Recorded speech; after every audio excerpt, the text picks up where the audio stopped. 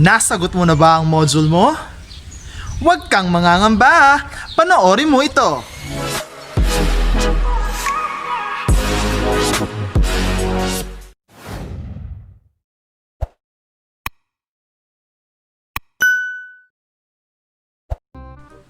Hello there, grade 10 students. It's nice to see you again. How are you? Are you excited for our third lesson now? Aye, aye! I can hear you. Well then, let's begin. Uy, tara na. Shh! Lika na!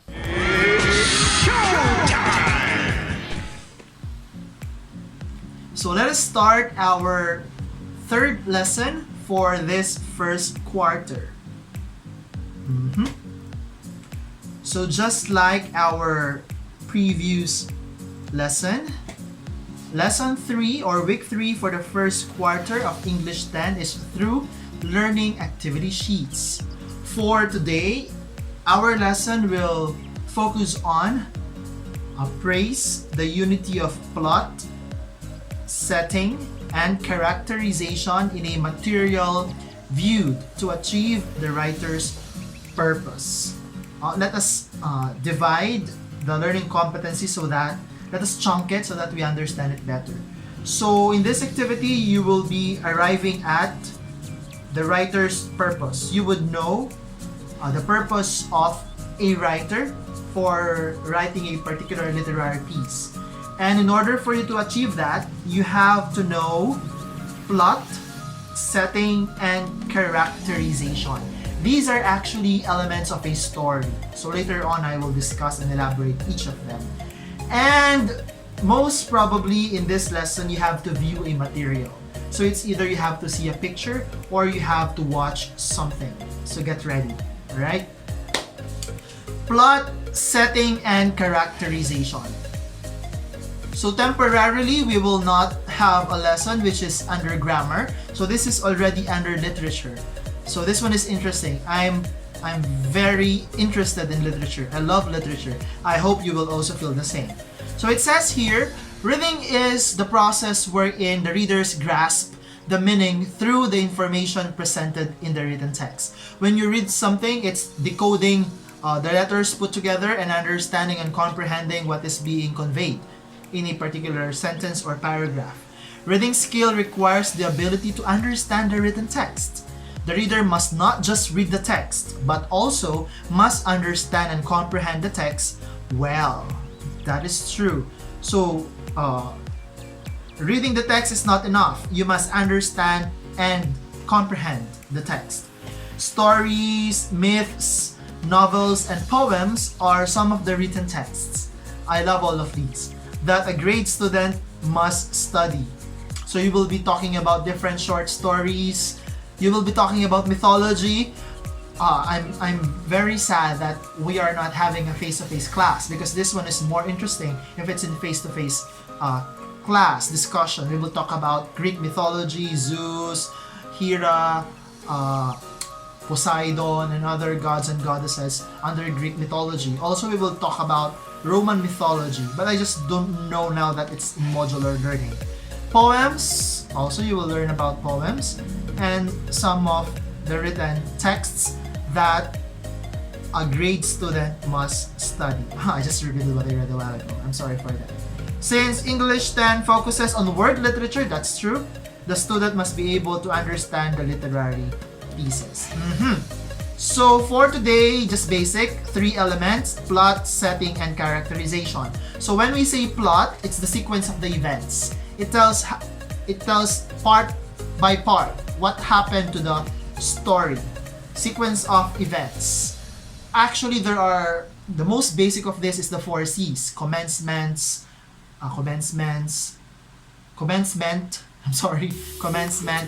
conflict, climax, conclusion. But for now, we will talk about 5 elements.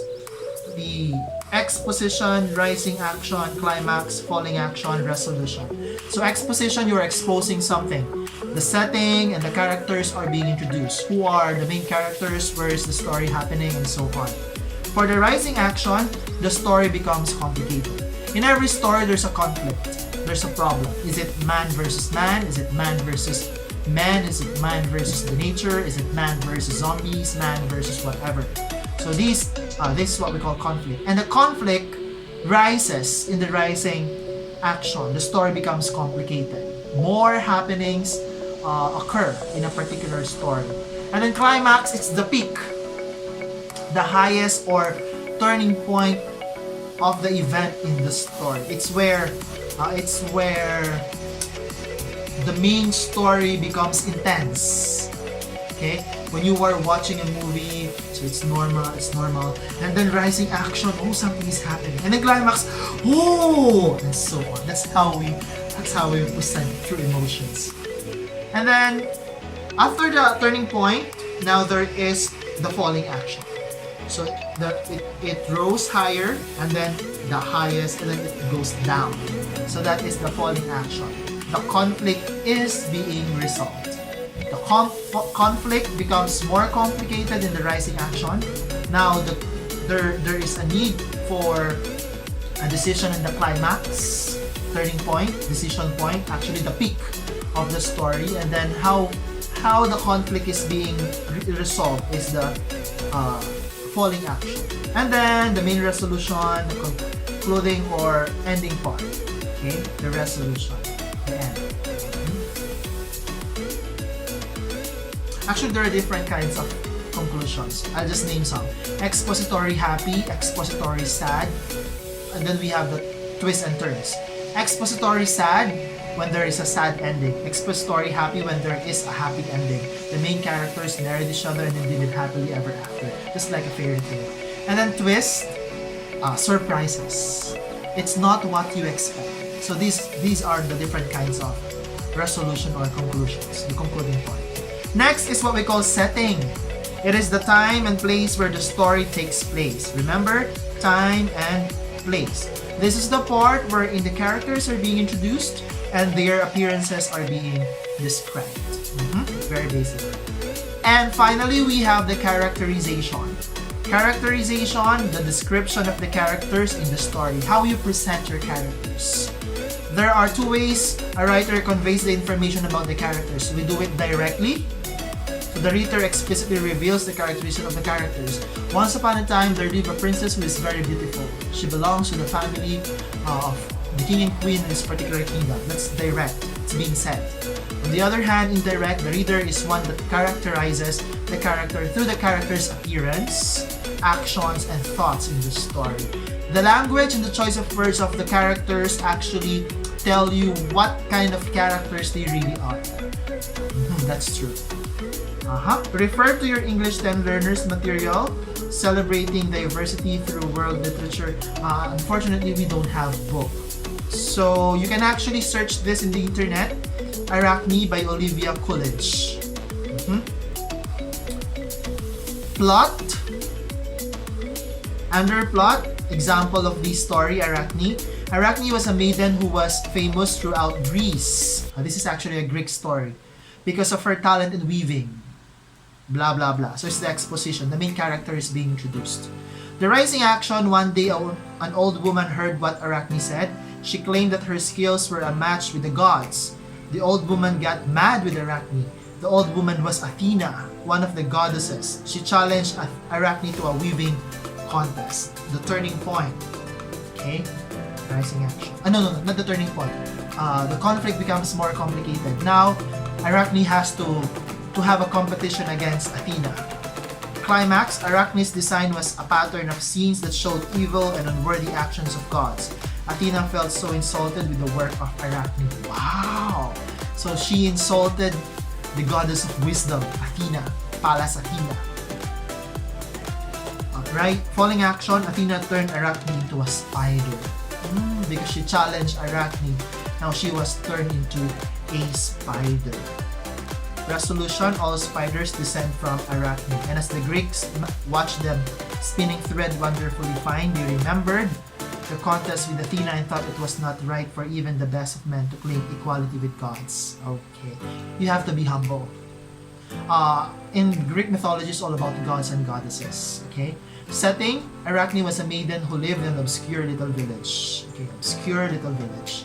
Characterization, the author explicitly, it was explicitly characterized, giving descriptions. For example, Arachne was being described as maiden who became famous throughout Greece because of her talent in weaving. It was said, she was described, so it's direct characterization.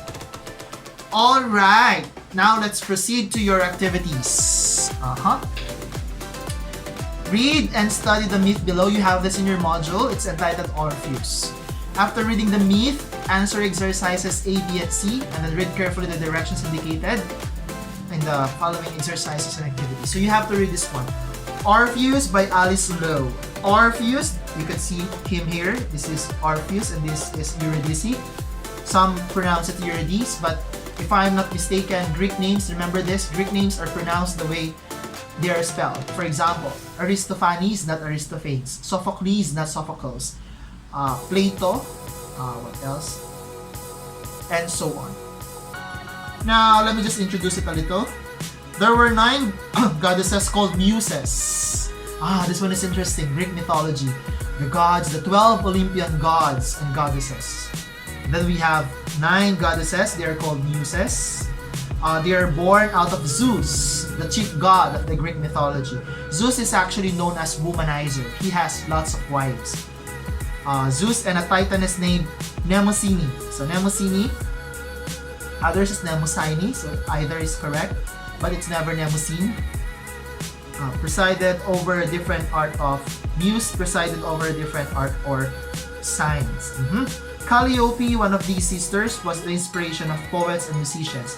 She was the mother of Orpheus, the main character here. Orpheus, immortal because his father was one and gave her a son, a remarkable blah blah blah. You just have to read it. After reading it, exercise A, you have to spot on the different parts of the plot. How was it started? Which part of the story introduced the characters and whatsoever?